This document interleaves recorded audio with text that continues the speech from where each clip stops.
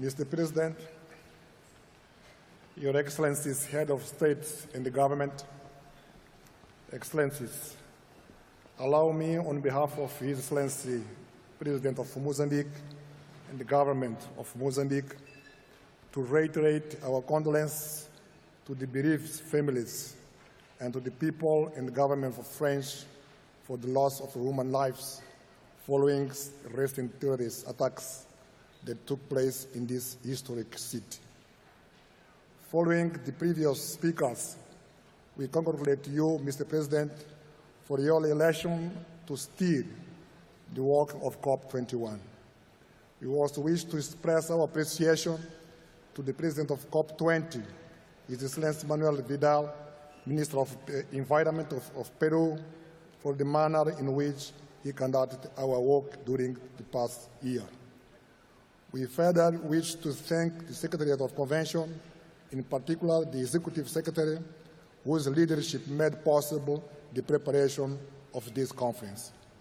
Excellencies, under the recently adopted Agenda 213, we reaffirm our determination to protect the planet from degradation through sustainable consumption, production, sustainable management of natural resources, and urgent action to combat climate change so we can meet the needs of present and future generations.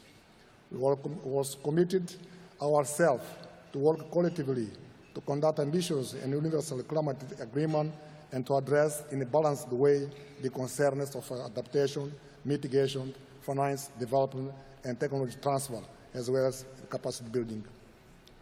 This pledge can also be achieved if we commit ourselves to maintain the increase of temperature to below 2 degrees Celsius and to continue to defend the principle of common differentiated responsibility. Mr. President, developing countries are facing huge challenges as a result of change of weather, particularly floods and droughts, which are increased in frequency and intensity. Approximately 175,000 Mozambicans are currently affected by drought and need urgent support. In the first quarter of the coming year, 2016, we are expecting floods which will further worsen the situation. This climate phenomenon have affected the government's efforts in meeting national priorities, in particular food security, so critical for poverty reduction. To cope with the floods and drought phenomena, adequate support for means of implementation for adaptation and climate risk reduction are of paramount importance. The adaptation measures should be complemented with a robust mitigation initiative, including ensuring that the current alternatives continue to mobilize the much-needed financial and technical support as they have shown a potential to improve quality of life of communities. Excellency, allow me to highlight some of the initiatives being implemented in Mozambique under government's emergency contingency plan, which require financial and technical support, namely renewable energy, soil waste management, the reduction of the deforestation program, sustainable transport, environmentally friendly agriculture, digging boreholes, building dams to ensure water conservation. The realization of the potential embedded in this adaptation and the mitigation initiative requires a concerted actions and the strengthening of global cooperation in a bilateral and multilateral level.